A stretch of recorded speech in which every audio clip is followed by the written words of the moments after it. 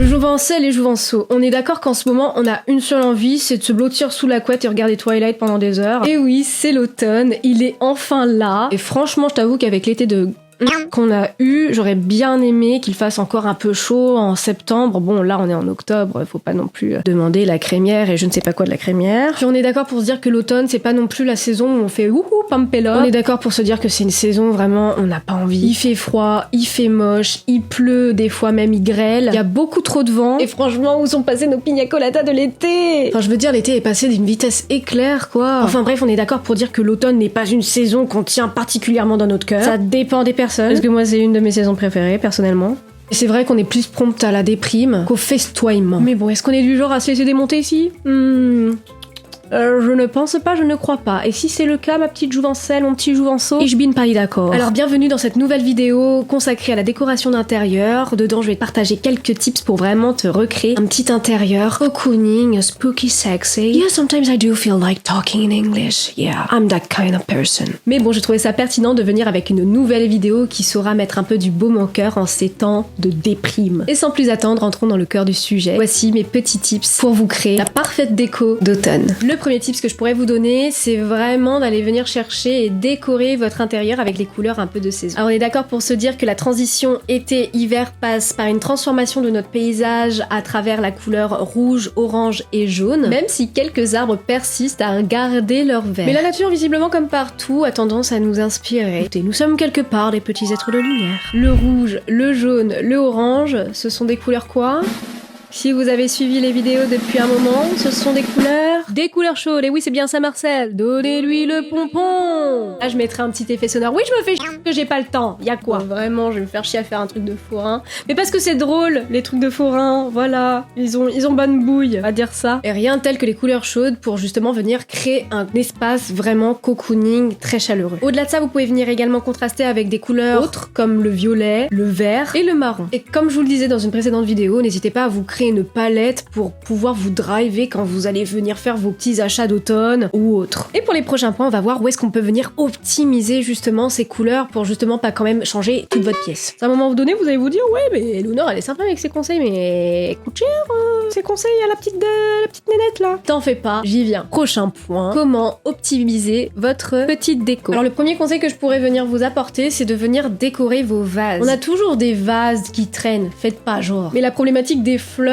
c'est que si vous voulez que ça reste dans le temps, en général, faut les faire sécher, etc. C'est tout un processus assez particulier, alors que là, en automne, il fait froid, on a dit. Il fait moche. On n'a pas envie de se casser la tête. On est des grosses flemmarde. Et bien justement là aussi la nature va pouvoir nous aider. En général ce qui se fait, qui est plutôt canon, c'est de venir chercher des branches de saison pour venir compléter un peu vos vases. J'ai le nom quelque part, j'ai ma mère spécialiste botanique, j'ai nommé Katia Pasqui, qui m'a fait une petite liste effectivement de ce que l'on peut voir dans les catalogues et que je trouve plutôt canon. Alors vous pouvez venir vous faire des compositions de blé séché. Ça je pense que c'est plutôt en magasin que vous allez venir les trouver. Après si vous avez l'occasion d'en chiner à la nature, foncez-y, c'est toujours ça d'économiser. Il y a également les feuilles de chêne qui sont plutôt mimes. Ce que j'aime bien avec les feuilles de chêne, c'est qu'elles sont pas vraiment orange, elles sont plutôt marron et ça leur donne un aspect un peu plus passe-partout de Fort Boyard. Je suis passe-partout du Fort Boyard. J'ai vraiment un humour de merde. Vous avez également l'incontournable feuille d'eucalyptus. En général, elles sont déjà séchées, elles sont vendues comme ça et vertes. Mais sachez que vous pouvez également trouver des feuilles d'eucalyptus orange un peu marron, qui va ravir pour cette saison d'automne. Et le fameux, l'incontournable, j'ai envie de dire, le seul et l'unique.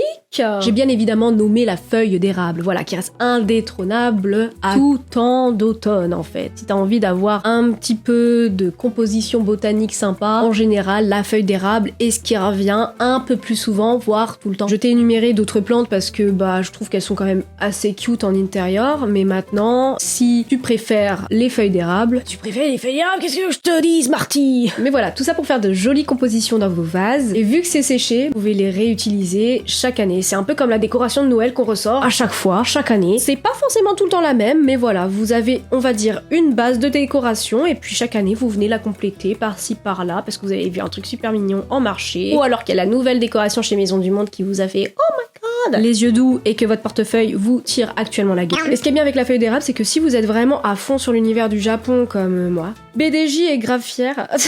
En soi, les feuilles d'érable, c'est vraiment ce qui va venir rappeler les Matsuri d'automne. Vous vous faites une petite déco, combinaison lanterne avec ampoule chaude, bien évidemment. On en parlait dans une des vidéos que je vais poster juste là, enfin je sais pas, à gauche, à droite. Allez la voir, il y a vraiment des bons conseils dedans. Donc là, j'ai beaucoup parlé botanique, je pense que vous devez comprendre et me connaître à un moment donné. Vous savez à quel point j'adore parler de la nature, c'est vraiment une de mes inspirations première. Mais au-delà de toutes ces histoires de feuilles, vous avez également les fameuses citrouilles qui sont indétrônables chaque automne. Vous les avez en version petite déco déjà toute faite, ou alors vous avez les versions DIY, et pour ça je vous mettrai en barre d'infos quelques DIY sympas que j'ai trouvé sur Pinterest pour justement les faire à base de laine bouclée. Vous allez me dire encore, mais oui, encore celle-là, je vous ai dit elle est indétrônable. Ou alors à base de chaussettes, ouais, j'ai vu ça, des DIY citrouilles à base de chaussettes. On fait de tout en fait avec, c'est incroyable ce que les gens sont capables de faire, moi j'adore. Vous avez bien évidemment les petits DIY un peu sympas, un peu fantômes, qui sont également assez simples à reproduire. Vous avez les versions avec de la poterie, des versions avec du tissu, enfin franchement il y a plein de trucs chouettes avec lesquels s'amuser pour cette période d'automne. Mais le plus important, ça reste d'avoir une thématique. Soit c'est les Matsuri d'automne, soit c'est vraiment Halloween, voilà, il y a vraiment des fans, une fanbase solide des sorcières de Salem, et je comprends, c'est vraiment très mystique. Moi j'aime beaucoup. Mais malgré tout, le Matsuri d'automne reste mon inspiration personnelle préférée parce que voilà, grosse BDJ. Alors là, je vais pas dire que vous me voyez venir, mais vous allez dire encore, Éléonore, encore, et oui. Et j'en ai parlé précédemment, mais les lumières est le prochain point. Si vous trouvez ça trop cher d'investir dans des lumières chaudes, parce que justement, on se rappelle, on déprime, il fait froid, il fait moche, on a envie juste d'une chose, c'est de regarder toute la saga Twilight et d'écouter du Lana Del Rey. Et pour écouter du Lana Del Rey, rien de tel qu'avoir un Summertime Sadness without the Summertime. Voilà, si changez l'ampoule et vous créez toute une ambiance chaleureuse avec de la lumière chaude dans votre pièce de vie, ça peut être votre chambre, votre salon, quand sais-je, vous avez toujours l'option des bougies. Et ce qui est cool avec les bougies, c'est que vous avez les versions à tige, voilà, les trucs classiques que l'on connaît, mais vous avez également en ces thèmes d'Halloween, les marques, elles nous font graille. Elles regardent notre porte-monnaie avec un viseur bien précis, je trouve. Vous avez bien évidemment des bougies à thème selon les marques, des petites citrouilles, des petits fantômes, ou alors vous pouvez rester sur les couleurs que je vous avais énumérées en début de vidéo, mais juste les acheter en version bougie, donc vraiment vous venez en fait vous composer toute votre déco autour de petits éléments que vous venez recentrer sur vos tables de chevet, sur votre table à manger, sur vos étagères, quand sais-je, où vous voulez. Si vous voulez venir pousser l'immersion jusqu'au bout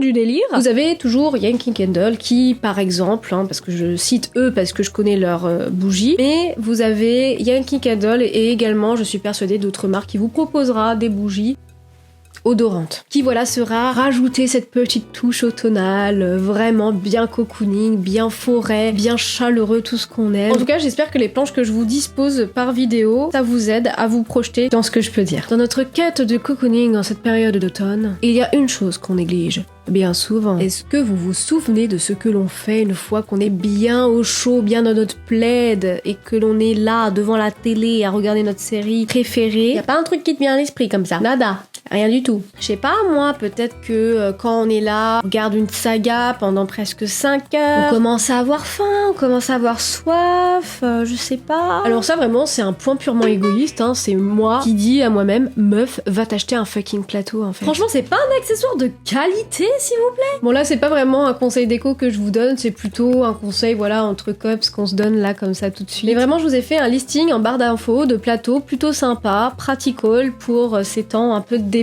Mais à chaque fois, tu vois, je suis vraiment en galère, genre je prends mes assiettes et je viens mettre mon mug de cappuccino, mes snacks, mes machins et trucs à manger. Ça reste une assiette. Alice, ça glisse. Alice, ça glisse.